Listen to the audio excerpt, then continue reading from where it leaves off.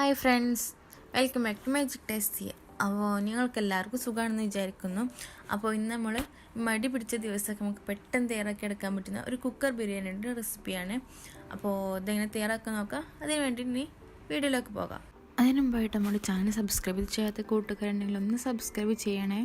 അതിന് വേണ്ടിയിട്ട് ഫസ്റ്റ് തന്നെ ചിക്കൻ മാഗ്നേറ്റ് ചെയ്യാൻ വേണ്ടിയിട്ട് ഒരു 1.5 ടീസ്പൂണോളം മഞ്ഞൾപ്പൊടി, 1 ടേബിൾ സ്പൂൺ മുളക് പൊടി, ആവശ്യത്തിനുള്ള ഉപ്പ്, 3 ടേബിൾ സ്പൂൺ തൈര്, അതുപോലെ തന്നെ ഒരു ചെറുനാരങ്ങയുടെ ഹാഫ് പോർഷൻ, ഇതെല്ലാം കൂടി ഇട്ടിട്ട് നന്നായിട്ട് മിക്സ് ചെയ്തിട്ട് ഒന്ന് റെസ്റ്റ് ചെയ്യാൻ വേണ്ടിയിട്ട് വെക്കാം. റെസ്റ്റ് ചെയ്യാൻ വെക്കണമെന്നൊന്നുമില്ല, വെക്കുകയാണെങ്കിൽ അത്രയും നല്ലത്, അത്രയേ ഉള്ളൂ.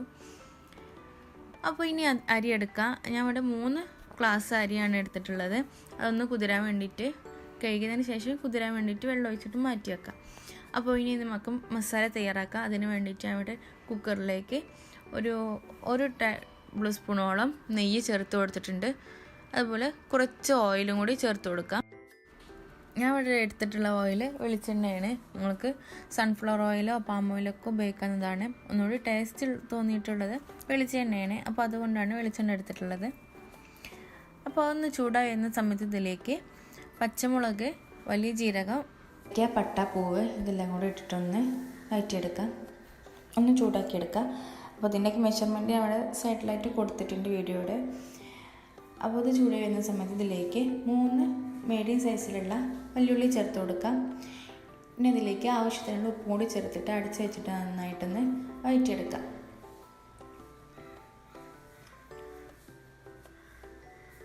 അപ്പോൾ ഇതാ നമ്മുടെ വെല്ലുള്ളിയുടെ വഴറ്റി വന്നിട്ടുണ്ട്. ഇനി ഇതിലേക്ക് 3 തക്കാളി ചേർത്ത് കൊടുക്കാം. ചെറിയ സൈസിലുള്ള 3 തക്കാളിയാണ്. അത് ചേർത്ത് കൊടുത്ത് ഇളക്കിയതിന് ശേഷം ഇഞ്ചി, വെളുത്തുള്ളി, പച്ചമുളക് ഇതെല്ലാം കൂടി പേസ്റ്റ് ആക്കിയതാണ്, അതും കൂടി ചേർത്ത് കൊടുക്കുക. അതിൻ്റെ മെഷർമെൻറ്റ് അതിൽ കൊടുത്തിട്ടുണ്ട്. പിന്നെ ഇതിലേക്ക് വേണ്ടത് മാഗി ക്യൂബാണ്. അത് ഓപ്ഷനിലാണ്, വേണമെന്നുണ്ടെങ്കിൽ മാത്രം ചേർത്താൽ മതി. അതിൻ്റെ ഹാഫ് പോർഷനാണ് ഞാൻ ചേർത്തിട്ടുള്ളത്. അതും കൂടി ചേർത്തിട്ട് നന്നായിട്ടൊന്ന് മിക്സ് ചെയ്ത് കൊടുക്കുക. അപ്പോൾ ഇതാ മിക്സ് ചെയ്ത് അടച്ച് വെച്ച് നന്നായിട്ടൊന്ന് എല്ലാം കൂടി ഒന്ന് വെന്ത് വന്നിട്ടുണ്ട്. ഇനി ഇതിലേക്ക് നമുക്ക് മാഗ്നേറ്റ് ചെയ്തിട്ടുള്ള ചിക്കൻ ഇട്ട് കൊടുക്കാം.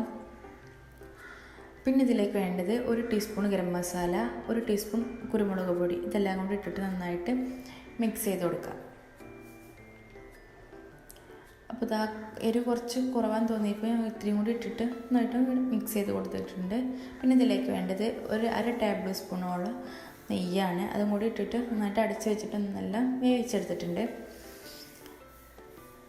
പിന്നെ ഇതിലേക്ക് കുറച്ച് ക്യാരറ്റും, അതുപോലെ തന്നെ ഞങ്ങളുടെ 3 ഗ്ലാസ് അരിയാണ് എടുത്തിട്ടുള്ളത്. അതിന് ഇരട്ടിയായിട്ട് 6 ഗ്ലാസ് വെള്ളമാണ് എടുക്കാം.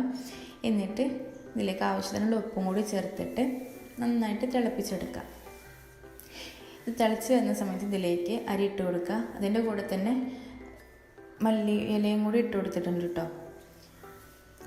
അപ്പോൾ ഇതാ അവിടെ നമ്മൾ നേരത്തെ കുതിർത്ത് വെച്ചിരുന്ന അരിയൊക്കെ ഇട്ട് കൊടുക്കുന്നുണ്ട്.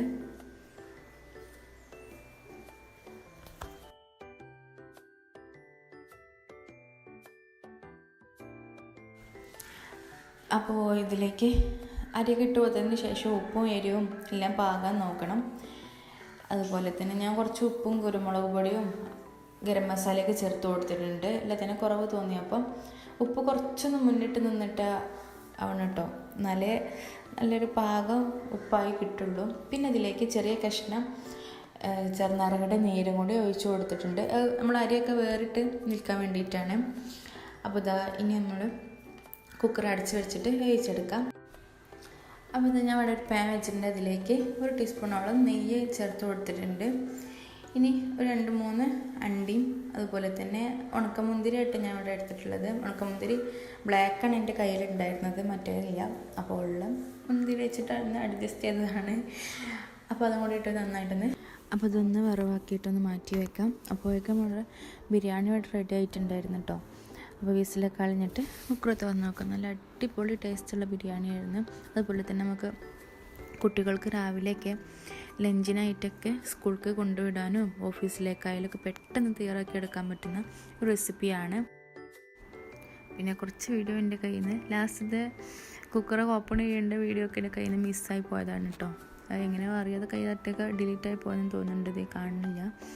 അപ്പോൾ എന്തായാലും അടിപൊളി ടേസ്റ്റുള്ള ബിരിയാണിയായിരുന്നു. നിങ്ങളെല്ലാവരും ട്രൈ ചെയ്തിട്ട് ഫീഡ്ബാക്ക് അറിയിക്കുമെന്ന് പ്രതീക്ഷിക്കുന്നു. അതുപോലെ തന്നെ നമ്മുടെ ചാനൽ സബ്സ്ക്രൈബ് ചെയ്യാത്ത കൂട്ടുകാരാണ് ഒന്ന് സബ്സ്ക്രൈബ് ചെയ്യണേ. കൂടെയുള്ള ബെല്ലൈക്കണും കൂടെ ഒന്ന് അമർത്തണേ. ലൈക്ക്